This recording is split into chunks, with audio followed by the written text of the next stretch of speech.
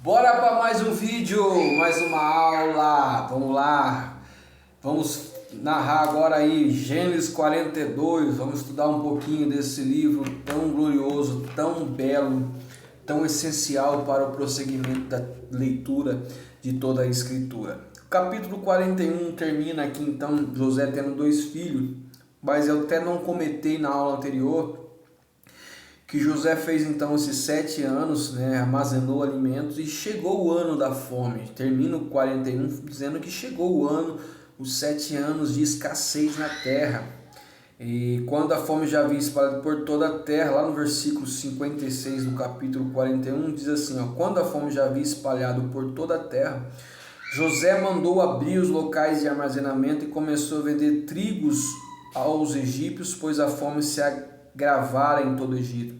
E toda a terra vinha gente ao Egito para comprar trigo de José, porquanto a fome se agravara em toda parte. Então a fome chegou, os 7 anos de escassez chegou e precisou então que abrisse os armazenamentos e começasse a vender comida.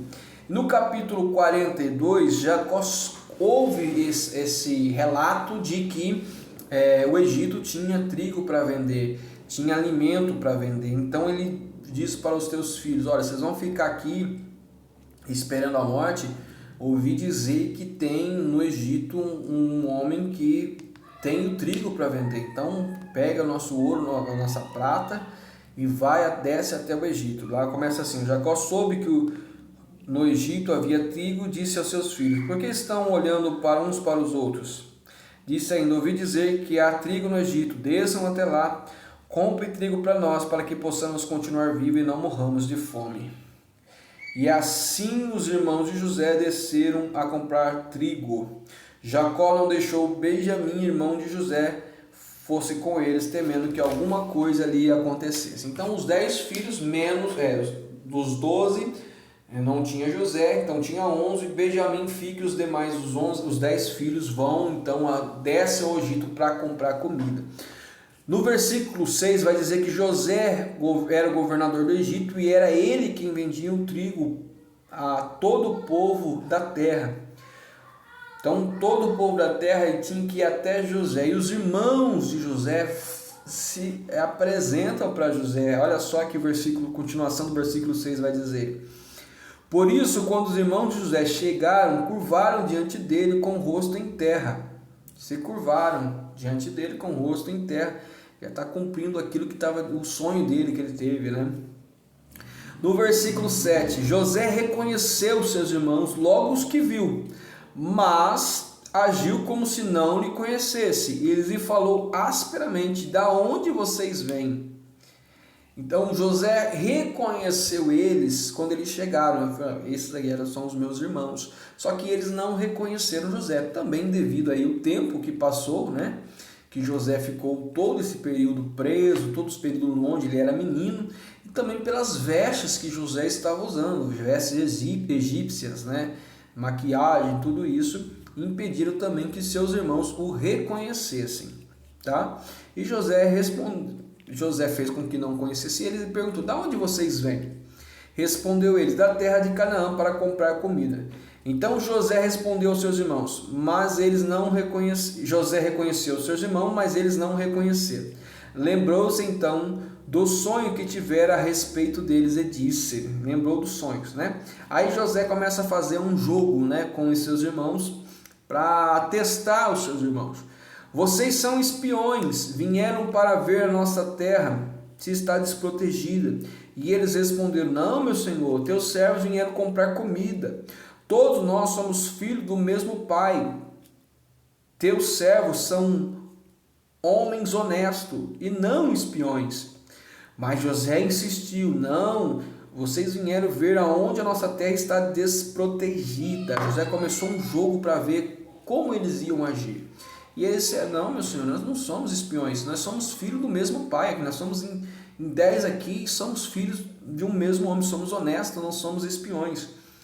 E José continuou insistindo, não, vocês são espiões. E eles disseram, os teus servos eram de 12 irmãos, todos filhos do mesmo pai, da terra de Canaã. O caçula está agora com o nosso pai, e o outro morreu. Então eles ainda sustentavam que José havia morrido, tá? Eles disseram, nós somos em 12, mas um morreu e o mais novo está com o pai. José então tornou a afirmar para eles, ó, vocês são espiões, e José pede a prova para eles. Tudo bem, vocês não são espiões? Então vocês vão me provar que tudo aquilo que vocês estão falando é verdade. Vocês disseram que tem um caçula que ficou com o pai de vocês. Então vou fazer o seguinte com vocês. Vocês vão deixar um de vocês aqui e vocês vão retornar com o trigo para matar a fome da sua família. E vão trazer de novo, quando vocês voltarem, vocês vão retornar e vão trazer o mais novo. Aí então eu vou saber se vocês são espiões ou não. Se vocês não retornarem, eu vou matar o que ficar. Tá? Olha só o que o versículo 18 vai dizer. O terceiro dia José lhe diz: eu tenho temor de Deus. Se querem salvar a sua vida, faça o seguinte: se vocês e seus irmãos aqui na prisão, vamos de novo. Se vocês são homens honestos, deixe um de seus irmãos aqui na prisão, enquanto os demais voltam, levando trigo para matar a fome da sua família. Traga-me, porém, o irmão caçula, para que se comprovem as suas palavras e não tenham que morrer. Eles então se prontificaram a fazer isso e disseram uns aos outros: certamente estamos sendo punidos pelo que fizemos ao nosso irmão. Então eles se prontificaram em fazer isso, mas logo se lembraram: poxa, nós estamos sendo punidos por aquilo que nós fizemos lá atrás, né? E começaram a conversar entre eles na língua hebraica, na língua deles. Rubens ainda disse: olha, eu não lhe disse, não maltrate o menino. Rubens estava lembrando que ele tentou alertar os irmãos lá atrás para não matarem José, para não venderem José, né? Mas mesmo assim, eles não ouviram. Então eles começaram a ter uma análise, uma autoconsciência naquele momento ali, refletindo no que eles tinham feito e estavam achando que estavam sendo punidos por isso. Só que eles falavam em hebraico e achavam que José não estava entendendo, porque quando José estava comunicando com eles, não se comunicavam na língua hebraica, né? Ele se comunicava na língua, né, do Egito, e um intérprete interpretava para eles. Então eles não sabiam que José ele entendia o que eles estavam falando. Nisso José se retirou ao ouvir tudo isso. José se comoveu, ele se retirou da presença deles e foi chorar.